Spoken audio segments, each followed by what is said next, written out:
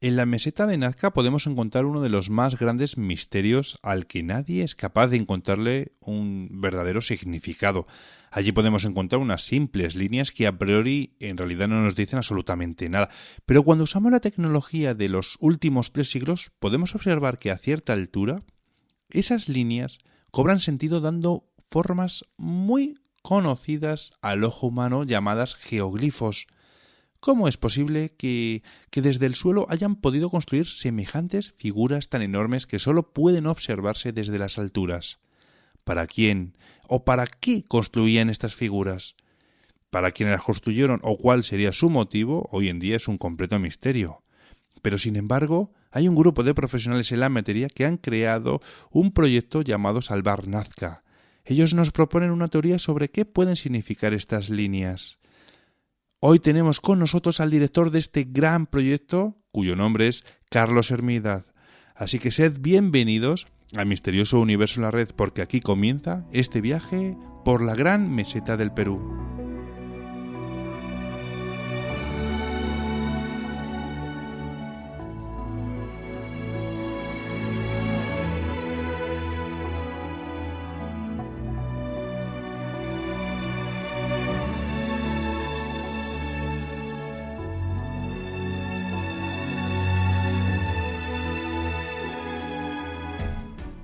Hola Carlos, bienvenido a Misterioso Universo en la Red. Buenas, muy buenas a todos. Bueno, pues Carlos, te voy a hacer una pequeña y breve presentación y pasamos a que me expliques en qué consiste tu proyecto Salvar Nazca. A ver, has trabajado como director de planificación de ingenierías para el Ministerio de Fomento, la Xunta de Galicia, pero realmente quizás, a mi modo de ver, lo más grande que has hecho ha sido ser el director de este proyecto Salvar Nazca. ¿Cómo surge la idea de crear este proyecto? Bien, la idea de crear este proyecto, el proyecto Salvar Nazca, surgió hace muchos años, en el 2012. Y esto fue porque yo tenía una teoría, ya había salido en la radio varias veces hablando de esta teoría. Y la teoría era muy alocada, era el mayor plano del mundo, conllevaba que gente del pasado podía volar y era una teoría que luego me di cuenta que no solo era fantasiosa, sino que era una teoría totalmente errada. Lo que nosotros descubrimos gracias a ese proyecto Salvar Nazca fue precisamente que no solo esa estaba errada, sino que también las demás también lo estaban. Y pudimos llegar, gracias a ese proyecto, a un final que es el de lo que os vamos a hablar hoy por hoy en el programa. Lo que nosotros pensamos en ese 2012 es necesitamos unos planos gigantescos para representar todo lo que hay allí, porque lo que veíamos allí eran unos geoglifos gigantescos, pero también veíamos unas figuras extraordinariamente grandes, mucho más grandes que los geoglifos, y eso nos llamó la atención.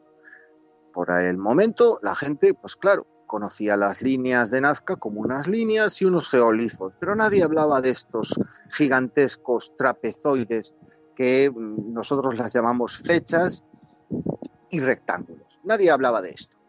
Y pensamos que era imprescindible estudiar lo mayor que había allí y lo más numeroso, por cierto,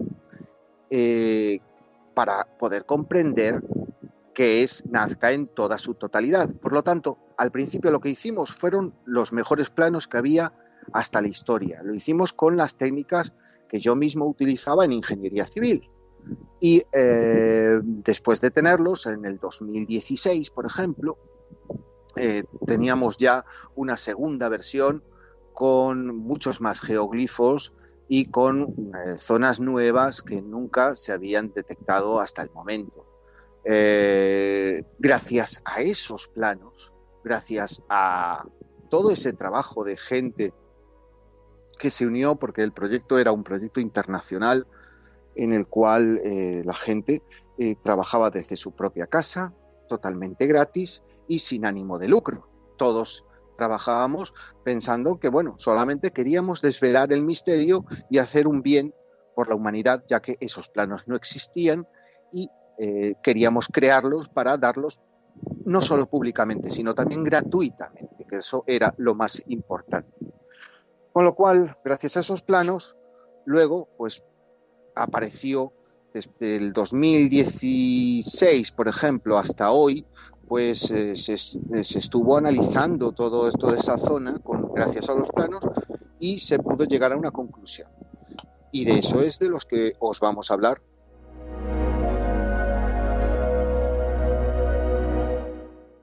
Bueno, pues empezamos hablando, si quieres, Carlos, de las líneas. ¿Desde hace cuánto se sabe que están hechas estas líneas? ¿De cuándo datan? A ver, vamos a ver, hay opiniones de todas las clases. La arqueología oficial baraja las cifras desde el 700 antes del Cristo, para resumir, al 700 después de Cristo. Lo que otras hipótesis barajan es que pudo haber sido muchísimo más antiguo. Lo que estamos descubriendo en contraposición es que quizás no fuesen tan antiguas, porque en estas líneas también hay palos incrustados, y palos incrustados que sirvieron para algo en el momento que se usaban las líneas.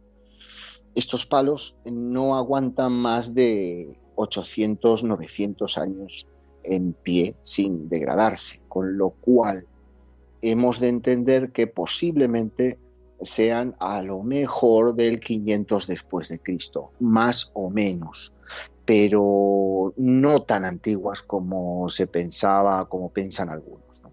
Y como pensaba yo antes. Uh-huh. ¿Y nos puedes explicar cuál era la técnica que usaban? ¿Cómo hacían estas líneas? La técnica que usaban era, vamos a ver, había dos clases de tierra. De elementos. Primero estaba la tierra, abajo, que era una tierra de tipo arcilloso, es una tierra blanquecina, y luego hay unas piedras por encima de color oscuro. Lo que hacían con estas piedras era apartar estas piedras, dejando la parte de abajo descubierta. Las amontonaban en las esquinas de las líneas, por ejemplo, y creaban una especie de muretes, unos muros muy chiquititos con estas piedras. Luego cogían arena de la blanca, y la ponían encima, y esto es lo que nosotros estamos aportando ahora. Esto es imprescindible para lo que os vamos a contar después. Es decir, la arena de encima, la arena con la que cubrían esas piedras, era imprescindible para lo que os estamos diciendo. ¿Y por qué no está esa arena hoy en día? Porque esa arena hoy no se ve. Bien, el asunto es que esa arena ha sido barrida por el viento año tras año durante pues el tiempo que tengan. Si son 1000 años, pues imagínate 1000 años de historia, de viento, barriendo grano a grano la arena de esos muros. Al final, ¿qué nos queda? Bien, nos quedan las piedras, nos queda el esqueleto de lo que fue en un día pues un murete. Entonces nos quedan las piedras que son más pesadas, que no han podido ser movidas por el viento, salvo que haya venido un torrente de agua, por ejemplo, pero por el viento no. Entonces esas piedras quedan ahí, y lo único que te queda. Y eso es la manera que ellos construían las líneas de Nazca, es decir, creaban unos muretes y por dentro pues creaban una especie de canal liso por donde pues podía fluir algo, que eso ya os lo vamos a comentar ahora. Muy bien.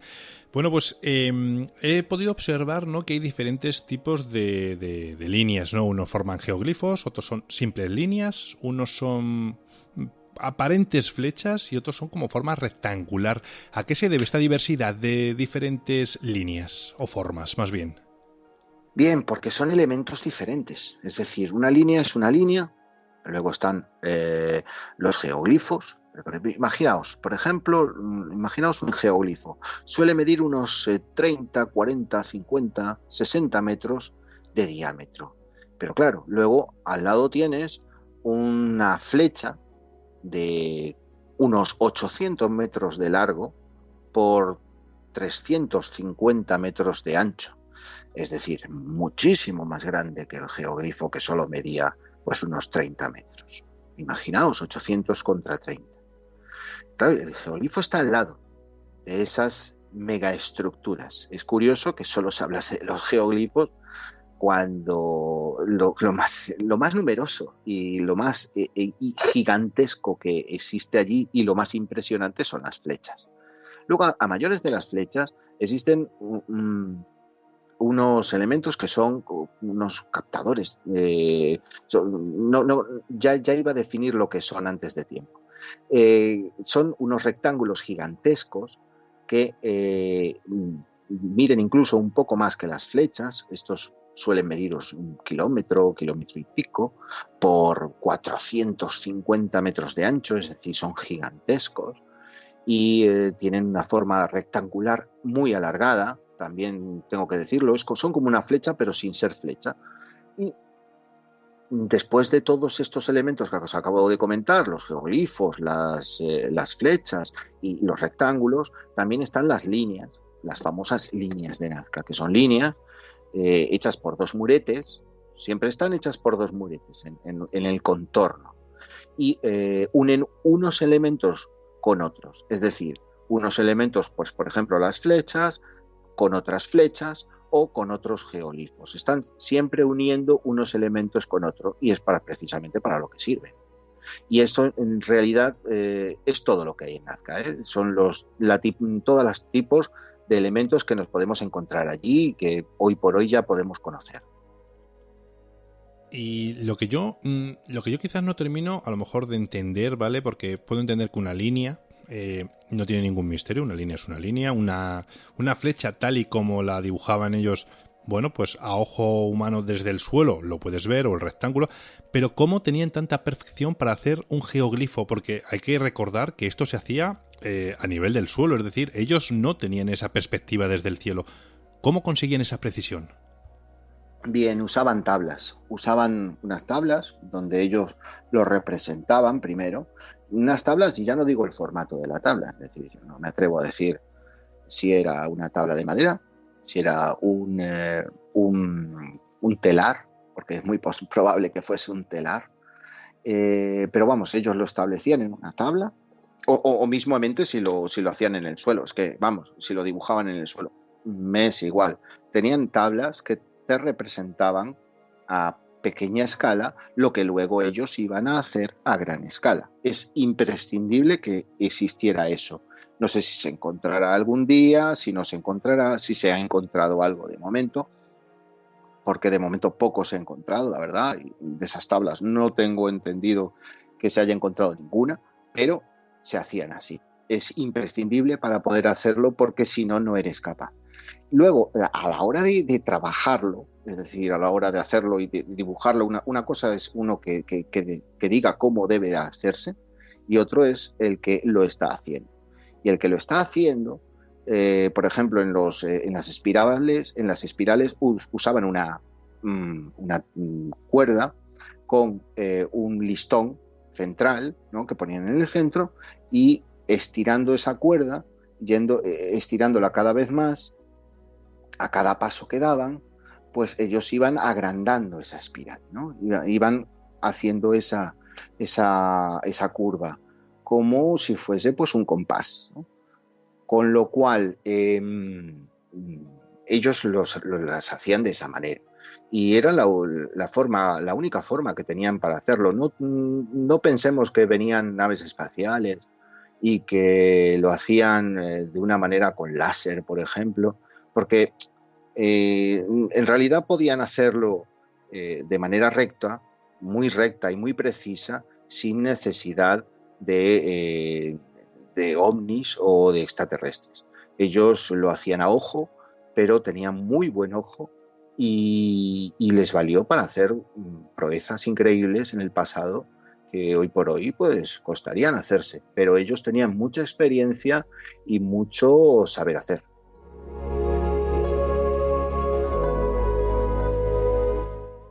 Hace un ratillo has hablado de las flechas, ¿no? Porque realmente quizás esas flechas no tienen un sentido, ¿no? Si no apuntan hacia algo. ¿Se ha comprobado si apuntan hacia algún, no sé, algún objeto lejano, cercano, algo importante en la religión, culturas? Sí, bueno, ahí estás tocando un tema candente, porque vamos a ver, yo al principio en mi teoría decía que esas flechas indicaban direcciones diferentes y también con sus dimensiones indicaban distancias diferentes. Con lo cual te decían diferentes puntos del planeta que podrían resultar de interés. Claro, esa teoría estaba errada. Esa teoría ha sido una teoría plagiada por alienígenas ancestrales, que lo he visto.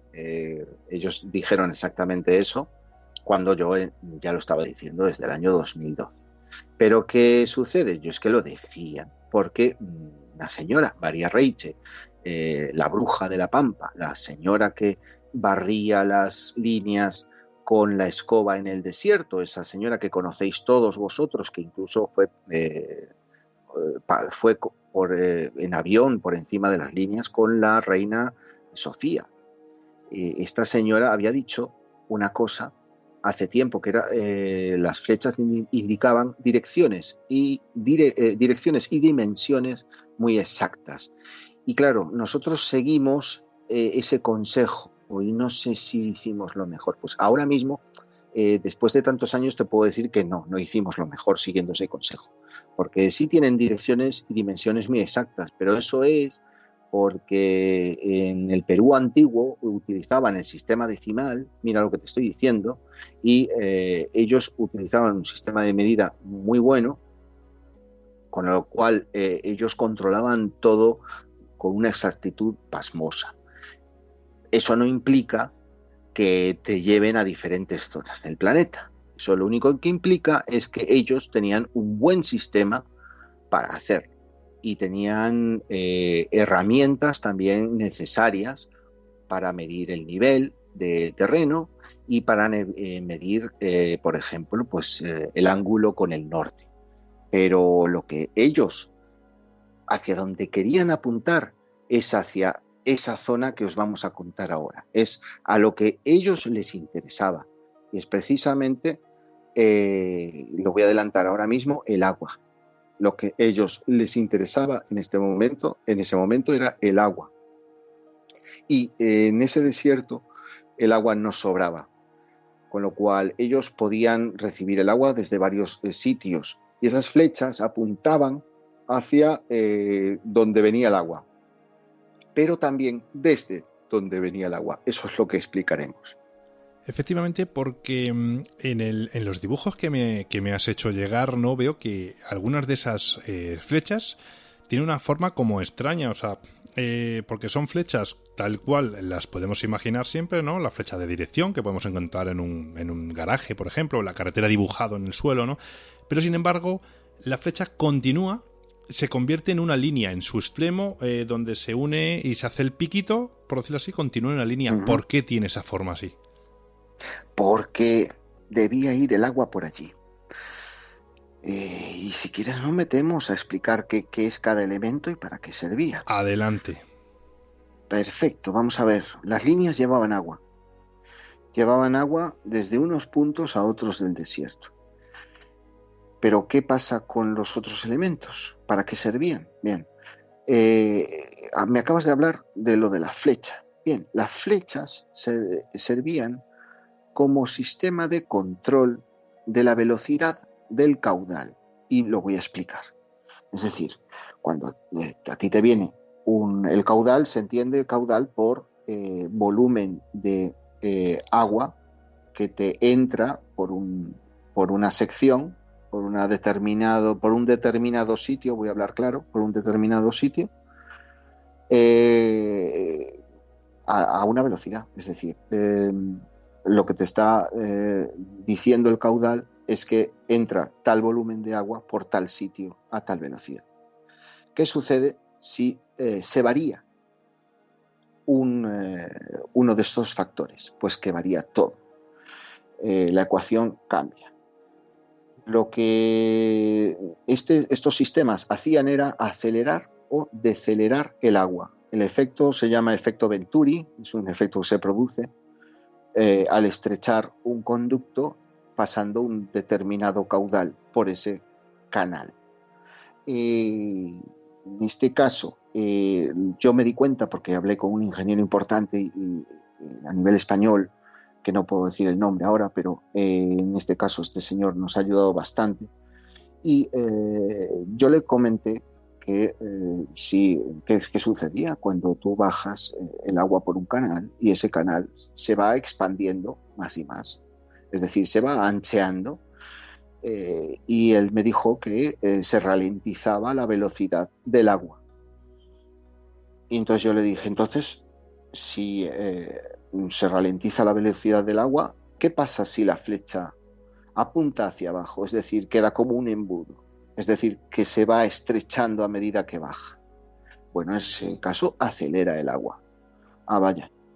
Importante tema, porque lo que hacían ellos era utilizar estos sistemas para acelerar el agua desde unos puntos hasta otros. Vimos que había muchísimas líneas, vimos que había muchísimas agrupaciones de flecha, geoglifo y líneas en zigzag encima de estas flechas, porque tampoco hablé de las líneas en zigzag.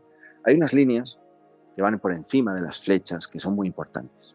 Son líneas o en zigzag o que acompañan a la flecha longitudinalmente, que no es lo mismo.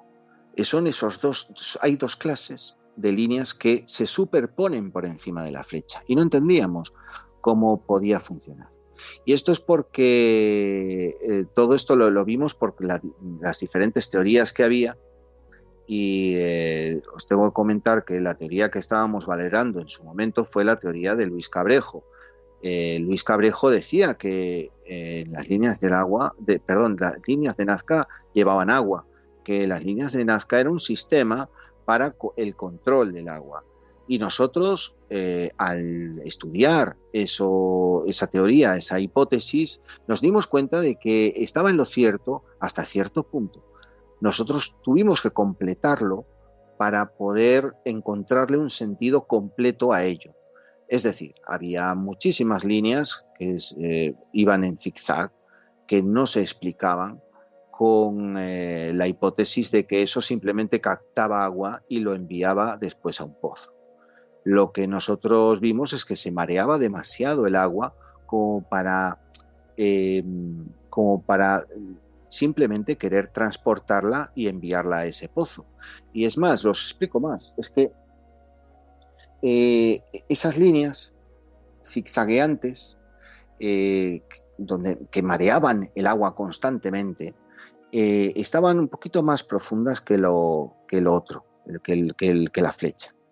Y eso era porque ellos querían enviar de buenas a primeras el agua por esas zigzags. No les interesaba que el agua llegase a la flecha. La flecha estaba por encima y la flecha tenía unos muretes más elevados. Entonces el agua zigzagueaba por esos zigzags. ¿Qué sucede si en el caso de que venga mucha más agua, porque no es lo mismo una época del año que otra época del año en estas zonas? En estas zonas hay épocas más húmedas y más secas, y en las épocas más secas te viene poca agua, pero en la época más húmeda te puede venir en forma de torrente. Y precisamente esas flechas estaban para controlar eso, para domar el agua. Simplemente lo que querían era que llegase el agua por ese canal con el torrente. En el caso de que hubiese demasiada agua, pues ya superaba el zigzag y pasaba al nivel de la flecha. Y el nivel de la flecha era más alto, te retenía el agua y te la dominaba, te la controlaba para que llegase abajo con calma para poder después dirigir a otro sitio. Y este es otro tema importante. Lo dirigían a varios sitios, no lo dirigían del sitio A al sitio B, al sitio Z, vamos a decirlo así. No lo dirigían del sitio A al sitio Z. lo dirigían del sitio A al sitio B, del sitio B al C, del C al D, y luego del D, por ejemplo, al Z. ¿Por qué hacían eso? Era porque querían ahorrar y aprovechar el máximo volumen de agua posible. Es decir, mareaban bastante el agua porque en realidad eran cultivos.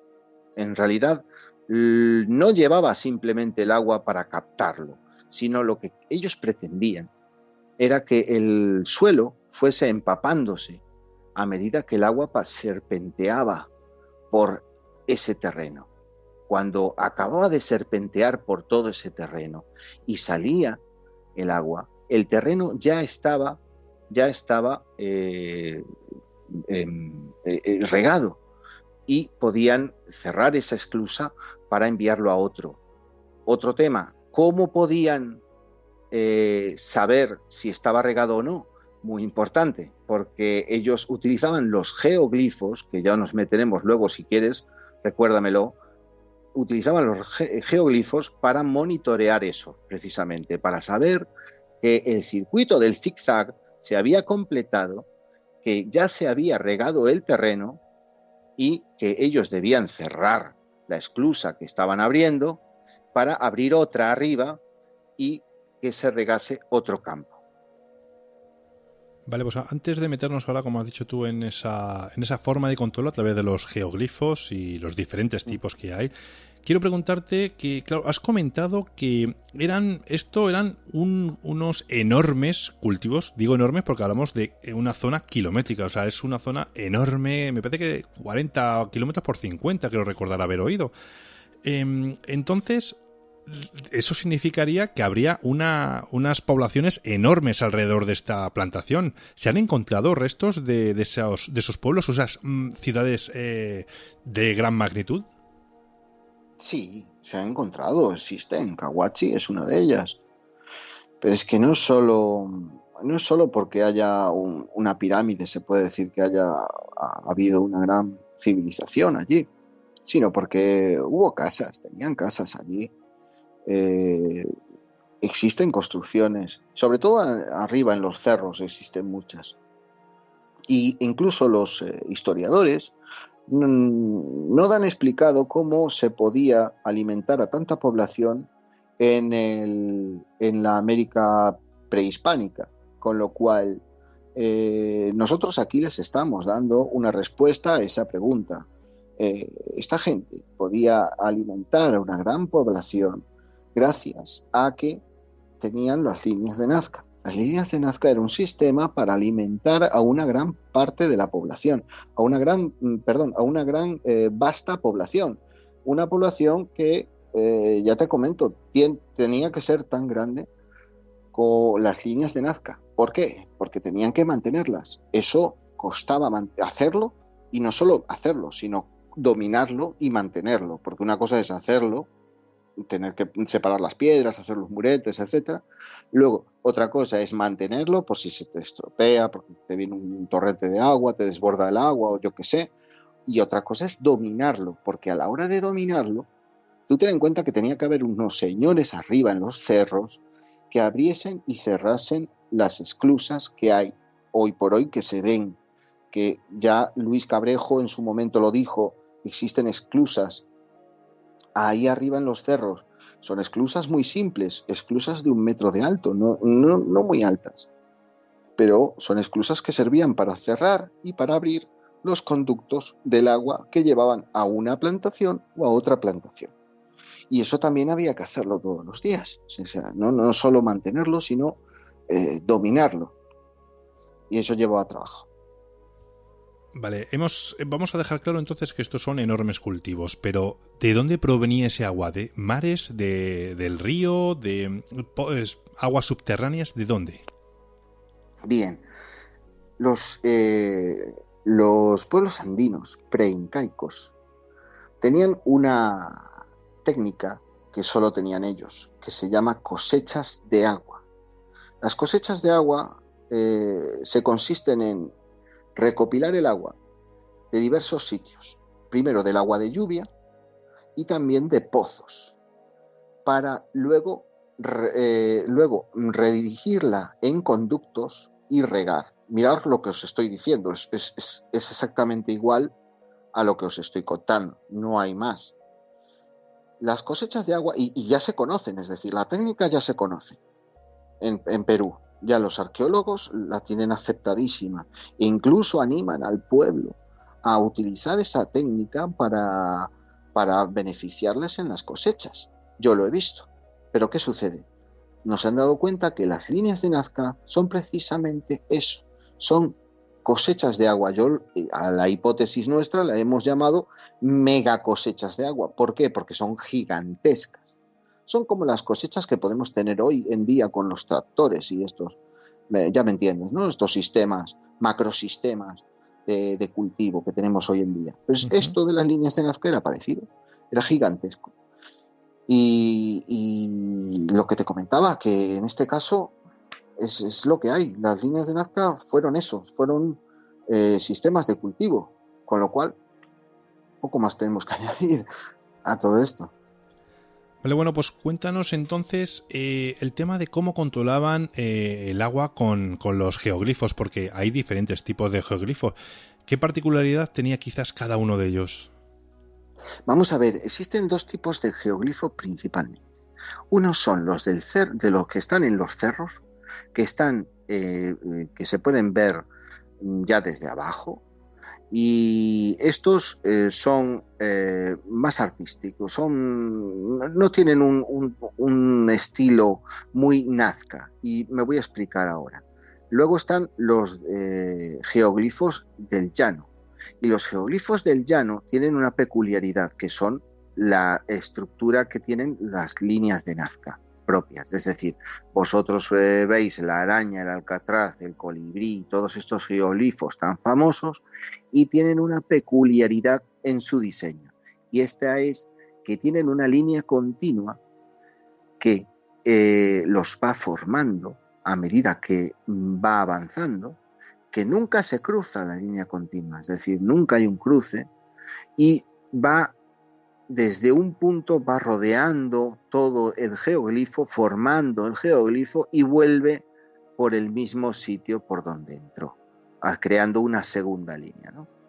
Y esos geoglifos, los geoglifos que os comento yo, los geoglifos del llano, son diferentes que los geoglifos de los terraplenes, de los cerros. ¿Por qué? Pues porque su función era otra. Primero, los de arriba, los de los cerros, se podía ver perfectamente cuando se regaba el cultivo. Es decir, el cultivo se veía perfectamente cuando se regaba.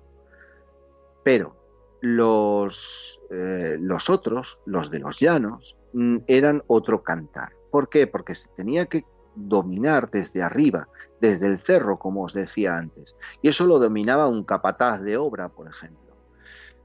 Estos señores lo que hacían con estos geoglifos era tenerlos para monitorear el agua, como os había dicho. Es decir, para ver cuándo se había regado por completo un sistema de cultivos para pasar a otro, de otro lado, para pasar a otros cultivos. Para eso cerraban una esclusa y abrían otra.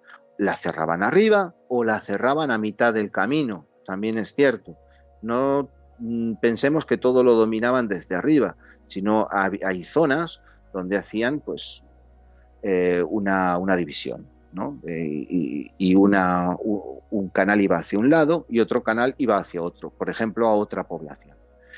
En ese caso, pues lo dominaban ahí, como las vías del tren.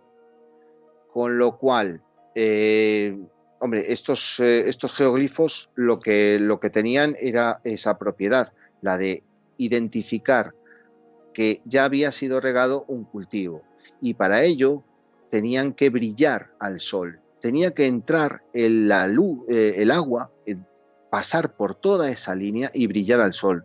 ¿Pero por qué necesitaban ese geoglifo que brillase al sol y no les llegaba con las líneas de Nazca, todas, ¿no? Con los zigzags, por ejemplo? Pues os explico eso. Los zigzags estaban cubiertos por arriba de plantas. Es decir, los CIFEX lo que estaban era regando plantas, regando la raíz de las plantas, pero por encima estaban las plantas, con lo cual si tú quieres verlo desde un cerro a la distancia, tú solo vas a ver plantas, no vas a ver las líneas que serpentean por sus raíces o por sus troncos.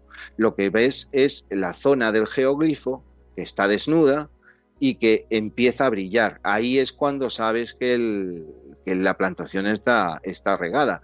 Si no, es imposible saberlo.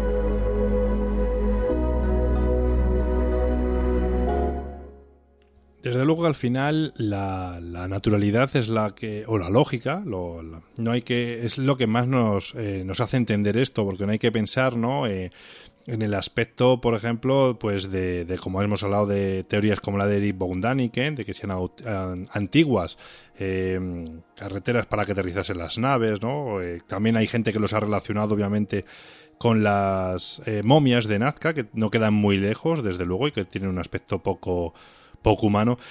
Hay que entender que, bueno, que la teoría que estás exponiendo tú hoy dista mucho de todas esas, de las que a la gran mayoría de las personas pues le gusta quizás creer, ¿no? Porque al final, bueno, pues es muy bonito pensar que hay dioses antiguos, seres extraterrestres, ¿no? Que nos visitaron en el pasado, como exponía este señor, y la verdad que, hombre, pruebas hay, desde luego, de que quizás, pruebas, te digo, pruebas no muy contundentes, pero que dejan esa duda, ¿no? De quizás de que pudieron realmente tener que ver con estos seres. Como te digo, por ejemplo, pues estas momias de Nazca tienen aspecto humanoide, porque si observamos su cara, por ejemplo, pues no tienen las facciones que tenemos hoy en día nosotros, y el ser humano no ha evolucionado tanto como para que haya tenido esa forma, vamos. Sí, bueno, es que en ese punto yo te quiero recalcar, a mí el tema de los ovnis me fascina, me vuelve loco. Y es más, yo creo que hay algo importante, porque incluso hasta vi un ovni en un vídeo, descubrí un ovni hace poco, en un vídeo de drones de cultivos, porque estaba estudiando los cultivos precisamente por esto, y me di cuenta con que en unos fotogramas aparece un cilindro gigantesco. Es decir, algo hay, pero claro, yo solo me limito a exponer en Nazca lo que yo sé, no lo que yo creo. Y es por eso, incluso, que te digo yo que no nos gusta hablar de hipótesis a veces, porque claro, esto es una hipótesis, porque no se ha podido demostrar por pares, es decir, no hay otro equipo todavía que se haya podido comprobar lo que nosotros estamos diciendo, con lo cual no se puede considerar una teoría oficial. Y tampoco, ya te comento, tampoco lo podemos entender como un hecho, pero esto no es el resultado de una hipótesis, es decir, esto es el resultado de un estudio, y el estudio ha dado una respuesta. Es decir, esta ingeniería inversa que hemos aplicado para entender cada uno de esos elementos que hay allí, nos ha dado una respuesta, y esa respuesta es igual a mega cosechas de agua. Es decir, un sistema donde pasaba agua, que dominaban ellos a mano, olvidaos de ovnis, que enviaban a diferentes puntos del desierto agua para regar esas cosechas que alimentaban a la población. Y eso es todo lo que te puedo decir, es todo en lo que yo me puedo meter. Es decir, el tema técnico. Esto valía para esto, lo otro valía para lo otro. Pero no me quiero meter en el tema que me comentas de los extraterrestres, porque primero me fascinan, pero claro, yo aquí no puedo decir esto ha sido hecho por extraterrestres, porque esto pudo haber sido hecho por manos humanas perfectamente. Que tengan ellos o no gente de otros del cosmos que los viniese a visitar, también es posible. Que se lo dijesen incluso cómo hacerlo, también es posible. Pero bueno, yo prefiero pensar que fueron los antepasados de los peruanos quienes, conociendo bien la tierra, conociendo bien su pueblo, conociendo bien el clima que tienen ellos año tras año, diseñaron este sistema para que las cosechas no se les fuesen al traste y para poder crear cosechas en terrenos que no tenían acceso al agua, que es muy importante. Es decir, yo tengo varios terrenos, todos esos tienen acceso al agua, pero tengo otros terrenos que no tienen acceso al agua. ¿Cómo puedo hacer? Perfecto, pues hago las líneas de Nazca. Hago unas líneas, etcétera, que me transmitan el agua, etcétera. Luego, arriba en los cerros, tenían un vasto sistema, una vasta red de canaletas por las cuales iba el agua. Y también otra cosa importante, como os comenté, las cosechas de agua, es muy importante comentar que también hacían en puntos más elevados de los cerros pozos. En eso consiste, ¿no? Tú subes montaña arriba, haces el pozo montaña arriba, sacas el agua de ahí y la mandas montaña abajo por unas líneas que te las llevan a los cultivos. En eso es en lo que consisten por definición las cosechas de agua en Perú. Y eso es prácticamente lo que os estoy comentando sobre las líneas de Nazca. Es que no le podemos poner otro nombre, que me lo han comentado, ponle otro nombre que sea más atractivo, pero es que no podemos porque es el nombre que hay por definición, que ya está aceptado y no podemos definirlo de otra manera. Son cosechas de agua y punto pelota. Por supuesto, quería también, entiéndeme Carlos, recalcar ese tema, ¿no? El de los seres ancestrales, como os he comentado, ¿no? Con el programa aquel de alienígenas ancestrales de Discovery Más y demás. ¿Por qué? Porque, como yo siempre digo, ¿no? El ser humano es muy capaz, el Homo sapiens es muy capaz de hacer lo que se proponga y el único inconveniente quizás es que no se desarrolle una tecnología es no teniendo la necesidad. En este caso, tenían esa necesidad por mera supervivencia y no les quedó otra que desarrollar su ingenio para poder crear estas canalizaciones de agua, ¿no? Para poder sobrevivir. Entonces, claro, quería desmarcar, ¿no? Esa teoría que no tiene nada que ver, que bueno, que están esas momias ahí, están bien, bueno, pueden haber sido una malformación de esas cabezas, de esos seres, algún tipo de enfermedad. No te quiero interrumpir, pero es que a lo mejor eran extraterrestres, vete tú a saber. ¿Para qué nos vamos a meter en algún tema que no sabemos? Eso es discusión de otros.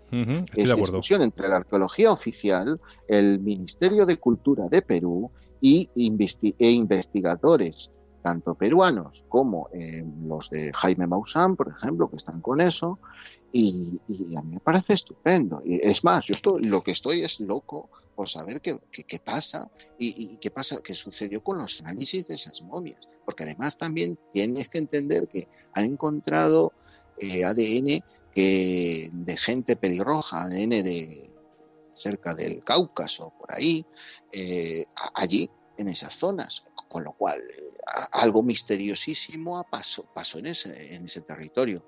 Pero hacer las líneas de Nazca las hicieron a mano, no las hicieron extraterrestres, porque si había extraterrestres eran un par de ellos por ahí de visita. Vete tú a saber. Pero es que el asunto es que no, parece muy de broma, pero oye, el tema de los ovnis hoy en día ya cada día es menos broma. El asunto es que algo tendrían, algo raro hubo allí en Perú, pero hizo falta miles de personas para poder hacer las líneas de Nazca. Eran personas que se rompían la espalda todos los días para poder ir a trabajar allí, gente muy trabajadora, y se demuestra con esta hipótesis, llamémosla hipótesis, se demuestra que era gente que conocía muy bien los diferentes periodos del agua, porque conocían año tras año su tierra y conocían cómo trabajar el desierto para que les pueda dar de comer. Esto es muy importante. Con lo cual, hombre, respuesta a pregunta de, oye, ¿habrá habido extraterrestres por ahí metidos? Bueno, puede ser, y que le hayan dicho algo, puede ser también, pero nos vamos a meter solo en los temas técnicos. ¿Por qué? Porque no queremos eludir a la arqueología oficial, porque es la arqueología oficial la que dio la respuesta ya hace años sobre esto. No decían que las líneas de Nazca eran cosechas de agua, pero sí definieron lo que eran las cosechas de agua. Y hoy por hoy hemos descubierto que las líneas de Nazca eran eso. Es decir, eran lo que la arqueología oficial ya sabía.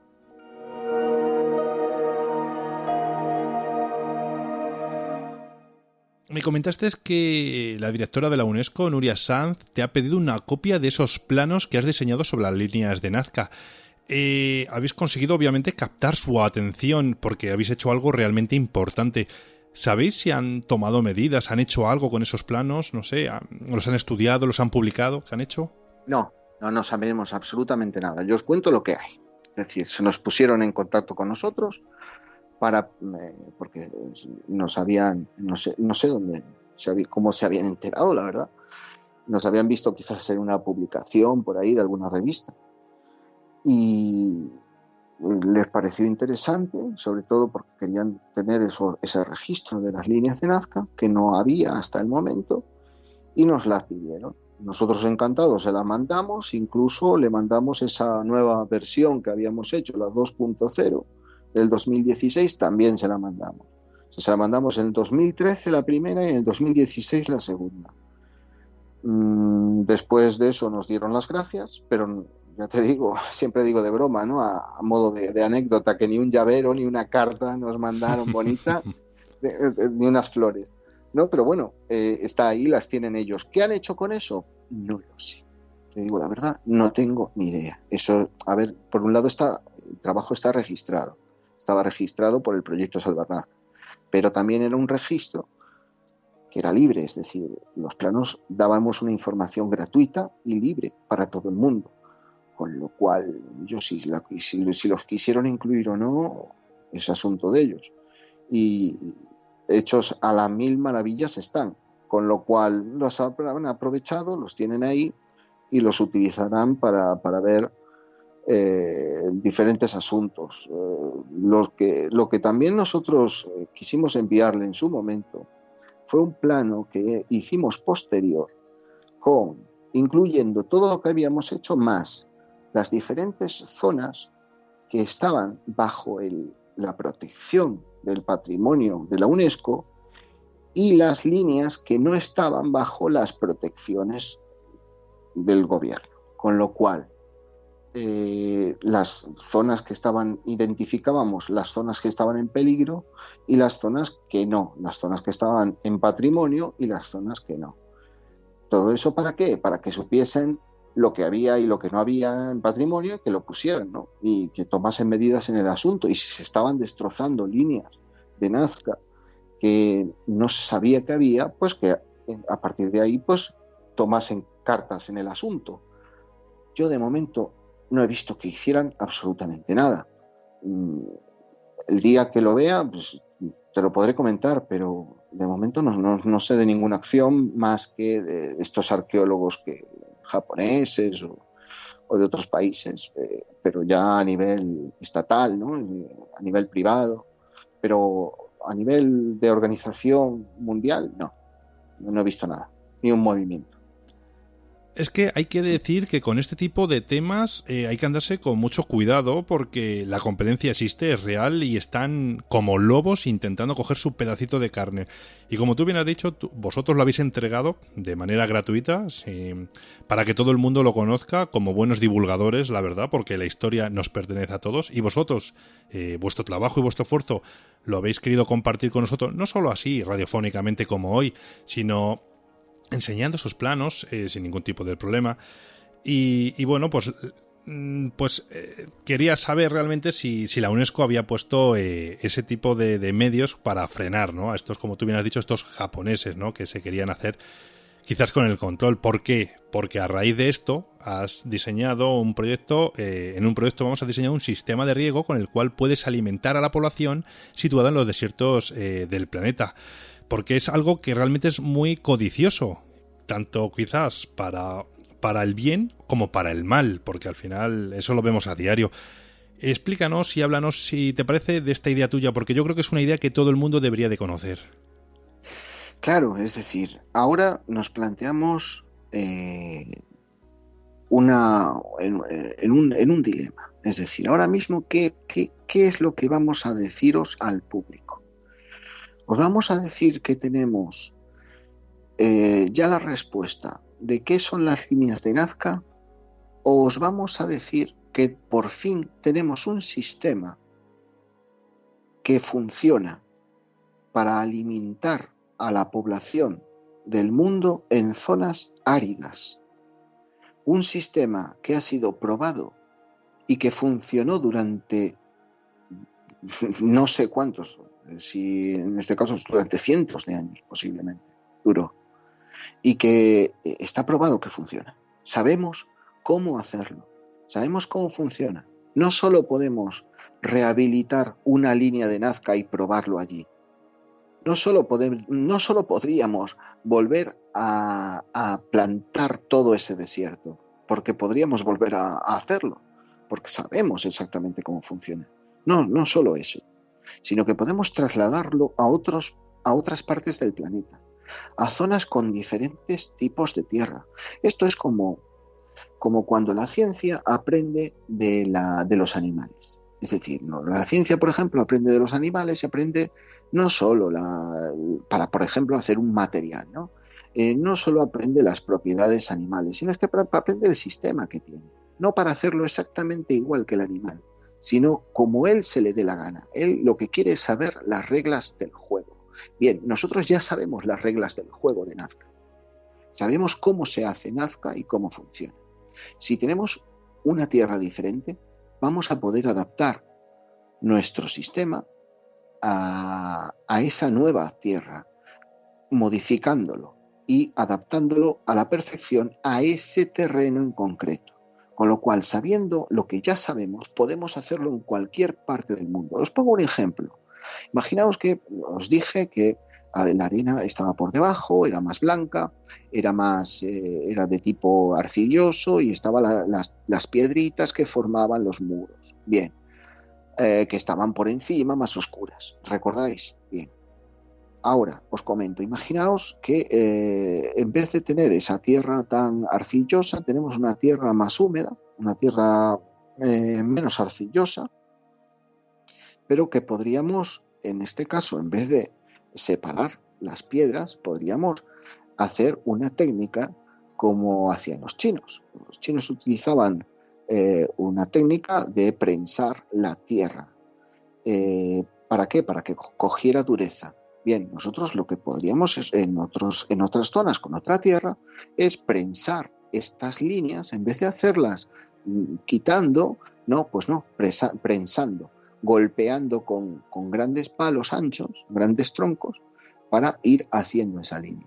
Con esa técnica estás prensando, creando una línea de otra manera, con otro tipo de tierra, pero que va a funcionar de la misma manera que en Nazca. Otro ejemplo, imaginaos en zonas del desierto donde haya un desierto más arenoso. Bien, porque los hay, no voy a decir el Sáhara, pero hay una zona sí que tiene más, por ejemplo, las zonas donde hay arena y tierra en el Sáhara, ese límite. Bien, hay muchas campañas donde ahora mezclan la tierra con elementos orgánicos para que esa tierra luego se forme una especie de pasta que chupe y conserve mucho más la humedad que la arena normal. Bien, eso también se puede hacer en esas zonas y utilizar ese sistema, porque luego te queda una especie de pasta, ese sistema para crear una especie de líneas con las cuales preparar un terreno completo y repartir el agua por allí. Ese sistema es perfecto para eso.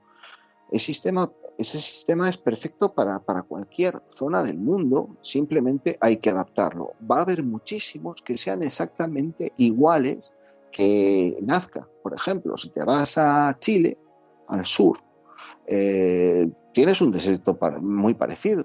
En ese desierto la técnica sería exactamente igual. En el norte de Perú, en donde están los moche, pues también pasa algo muy parecido en todo el litoral de peruano. Tenemos una calidad del terreno muy parecida, y en muchas otras partes del mundo, como China, se podría aprovechar estos sistemas. Y claro, ¿cómo lo hacemos? Bueno, hay muchas campañas que hoy en día se dedican a trabajar para poblar el desierto de plantas. Una de ellas se llama Ecosia, y Ecosia es una plataforma con varias campañas dentro de esa plataforma precisamente para trabajar en esto. A esta gente le vendría de perlas lo que estamos haciendo. Claro, y aquí viene la eterna duda de siempre, ¿no? ¿Y por qué esto no se hace? ¿Qué intereses hay para que no se haga? De momento, es que no se sabe. Es que de momento, precisamente ahora mismo lo estamos contando porque antes no se sabía. Es decir, si no hubiésemos descubierto qué son las líneas de Nazca, no podríamos saber cómo funciona este sistema. Con lo cual, no podríamos haber inventado este sistema si no lo hubiésemos descubierto antes. Nosotros no tenemos tanta experiencia en el desierto, yo vivo en una zona húmeda, no tenemos tanta experiencia en el desierto como para poder idear este sistema, ni tampoco la necesidad que tenía esta gente. Esta gente vivía allí, esta gente tenía que comer todos los días. O sea, era desesperación total. O inventas algo bueno o mueres. No hay más. No solo mueres tú, muere tu familia, mueren tus descendientes, mueren tus vecinos. Con lo cual, tu sociedad tendrá que inventar algo bueno para poder asegurarse que vais a comer todo el año. Si no, y si te falla una plantación, tiene que funcionarte la otra, porque si no, morís de hambre ese invierno. Claro. La vida es así. Sí, desde luego, pero yo entiendo que, como tú bien has dicho, en desiertos como el Sáhara o algunos más que hay de ese estilo, obviamente no vamos a ir, no sé, a gran parte de África, ¿no? De la India. Al fin y al cabo tienen esa necesidad, necesitan, porque los seres humanos, vamos, cualquier ser vivo en este planeta necesita el agua para vivir, y sin embargo, en pleno siglo XXI, todavía eso no se usa, y no solamente con vuestra teoría, es que se pueden hacer de muchas maneras, canalizándola y demás, pero por lo que sea, no interesa. Sí, pero es que aparte de no interesar, siempre cuesta algo de dinero, siempre, casi siempre. Estamos dando un sistema que es gratis. Estamos dando un sistema con el cual estamos diciendo a la gente, mira, si te partes la espalda trabajando de sol a sol, vas a conseguir alimentarte. Y sin dinero. Eso es lo importante, y sin inversión. Hay muchos sitios, muchas campañas, por ejemplo, donde van a pueblos y le hacen una instalación, tienen que incluso pagar muchas cosas, enviar muchos aparatos. Esos aparatos necesitan a lo mejor de energía eléctrica o de algún tipo de bombeo, por ejemplo, pues algún tipo de energía como la gasolina. Esto es gratis. Esto es simplemente agua, sol y riego, y romperte la espalda trabajando todas las mañanas para poder conseguir alimentar a tu familia. Pero es un sistema. Es un sistema que funciona. Y es un sistema que, si hoy en día lo combinamos con técnicas actuales, le podríamos sacar muchísimo más jugo. Porque a lo mejor con nuestras técnicas actuales no te tienes que romper la espalda haciendo las líneas. Podemos hacer una máquina que haga las líneas. No necesitamos partirnos la espalda. Con lo cual, también tenemos que contar con que puede haber intereses económicos en contra de que la gente coma todos los días, porque si, claro, la gente come todos los días, pues a lo mejor se vuelve más problemática o gasta más, o no sé, no les conviene. Yo lo que creo es que deberíamos intentar aprovechar esta oportunidad porque tenemos un sistema que puede alimentar a mucha gente, deberíamos probarlo.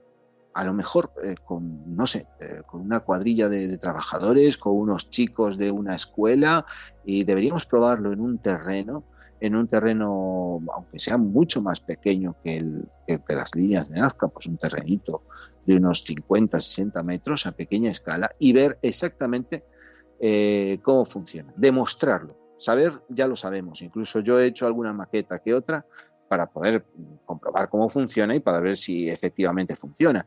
Y funciona, es maravilloso ver cómo funciona. Con lo cual tendríamos que hacerlo en grande, no tan grande, pero en grande, grabarlo y demostrarle al mundo empíricamente que esto funciona, porque una imagen vale más que 1000 palabras. Y nosotros haremos pues evidentemente un artículo científico para hacerlo todo esto oficial. Intentaremos recabar apoyos a nivel oficial para poder llevar esta hipótesis adelante a nivel arqueológico, pero yo creo que además lo que más importa ahora es probarlo, que la gente vea que funciona y que haya alguna que otra campaña para probarlo en algunas zonas y poder ver si ese pueblo se puede alimentar con esto. Sería muy grande poder descubrir que tenemos un sistema que es mucho más económico y ecológico que otros y que le podría beneficiar muchísimo a la humanidad utilizando el recurso del agua, que es el más necesario, al máximo, ¿no? Y aprovecharlo gota a gota para no desaprovechar nada. Es muy importante lo que estoy diciendo. Evidentemente, si hay gente que nos está escuchando de alguna campaña, de alguna asociación que le puede interesar esto, que se ponga en contacto con nosotros en Facebook Salvar Nazca. Ahí estaré yo, Carlos Hermida, para recibirlos, y porque es muy necesario que probemos esto cuanto antes. ¿Habrá gente que se ponga en contra? Sí, seguramente siempre hay contreras por todas las esquinas, pero esto es suficientemente importante como para que alguien por lo menos se esmere en probarlo. Ojalá y alguien que nos esté escuchando de verdad que se quiera poner en contacto con vosotros para poder llevar a cabo esa hazaña titánica, porque como bien dices, el planeta, la población, esas zonas menos privilegiadas, por desgracia, que hay en el mundo, pues bueno, pues se puedan ver un poco mejoradas, ¿no? Con este tipo de, llamémosle, tecnología, porque al fin y al cabo lo es. Así que ojalá y de verdad lo lleves a cabo y ojalá y estés tú al frente. Si es así, quiero tenerte otra vez de vuelta para que nos expliques cómo habéis conseguido llevar a cabo eso, cómo lo habéis hecho. Y por favor, sobre todo, fíjate en las caras de esa gente, en su sonrisa, que seguramente les irá de oreja a oreja. Bueno, eso espero, y cuando a lo mejor se partan la espalda ya no van a tener tanta sonrisa, pero luego cuando salgan las plantas adelante, seguro que sí. Yo lo que te comento es que es muy necesario que intentemos esto, fuera de bromas, porque es una gran oportunidad. Tiene que haber por ahí alguna asociación que le pueda interesar, que con un pequeño número de trabajadores ya podemos hacerlo, trabajadores voluntarios, evidentemente. Y creo que quedaría, además, quedaría un mensaje para el resto del mundo muy importante, que es que sí se puede, sí podemos vencer al hambre como sea, y podemos quitarle espacio al desierto y devolverle la vida a zonas áridas que están muertas desde hace miles de años. Hay muertas, pero muertas de risa, viendo como nosotros a lo mejor pasamos hambre y no sabemos regarlas. Bueno, pues los antiguos nos están dando una gran lección y nos están dando un gran regalo desde el pasado. Nos están diciendo, señores, en el desierto se puede comer. Y les estamos diciendo cómo se puede hacer para que ustedes coman en el desierto, porque nosotros lo hemos hecho antes, nos funcionó y pudimos llevar una civilización a cabo, con lo cual, si ustedes no pueden, con su tecnología, pues ese es el mensaje que nos dan desde el pasado. Efectivamente, así que nada. Carlos, muchísimas gracias por venir a contarnos esta nueva teoría tuya que para mí, sinceramente, es la más tangible y quizás la que más me convence, no nos vamos a engañar. Y bueno, y como te he dicho, cualquier tipo de descubrimiento que hagáis en realidad y tal, por favor, esta es tu casa, puedes venir a contárnoslo cuando quieras y a compartirlo con todo, conmigo, con el equipo y con todos nuestros amigos. Estupendo, yo agradecido sobre todo por atendernos y por escucharnos y por la lata que os he dado a todos, no solo a ti, sino a todo tu público. Pero creo que es un tema bastante importante que hay que ir comentándolo y que intentar, sobre todo, juntarse con mucha otra gente, con lo cual esto no es solo para un hombre solo, ni para dos, ni para tres. Esto es para mucha gente metida en medio, y por ello estoy invitando a todo el mundo que quiera que se venga al Salvar Nazca en Facebook. que ahí estamos, no cobramos ni nada, estamos para ahí para responder lo que quieran. Que si hay algún arqueólogo, que si hay algún ingeniero que quieran venirse para ayudarme a mí personalmente con lo que estamos haciendo, estupendo, echen una mano media hora, una hora o algunas preguntas, estupendo. Exponer un problema y que esa persona pues nos dé su opinión. Para eso es importante, porque el proyecto Salvar Nazca es así, funciona de esta manera. Así que os esperamos en el proyecto Salvar Nazca, en Facebook, Carlos Hermida, os atenderé encantado y os agradecemos el habernos aguantado hoy. Pues ya lo habéis escuchado, queridos amigos, le encontraréis fácilmente en Facebook y os aseguro que se atreve a tener una batalla de preguntas que le vais a poder mandar. Encantado os la responderá. Carlos, muchísimas gracias de nuevo por compartir con nosotros toda esta información y que salga todo muy bien y espero de verdad ver ese proyecto que salga a la luz. Un fuerte abrazo, Carlos. Un fuerte abrazo, Víctor.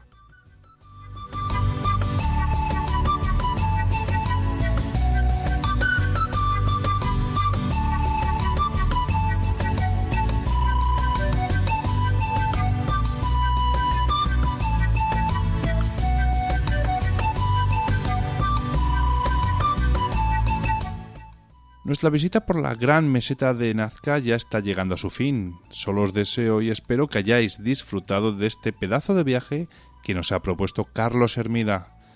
Y antes de que volváis a subir al avión con rumbo a vuestras casas, os voy a recordar las formas de contacto del programa. En Twitter nos podéis encontrar como @universored, nos podéis hacer llegar un email a través de misteriosouniversored@gmail.com. El Facebook lo vais a encontrar con el mismo nombre del programa. El teléfono del WhatsApp es el 689 80 96 32. Acordaros como siempre de añadir el más 34 si vivís fuera de España. Y también podéis uniros al grupo de Telegram que vais a encontrar en la descripción. No me queda otra cosa que desearos una muy buena semana y como siempre nos vemos en el próximo programa. Un fuerte abrazo para todos.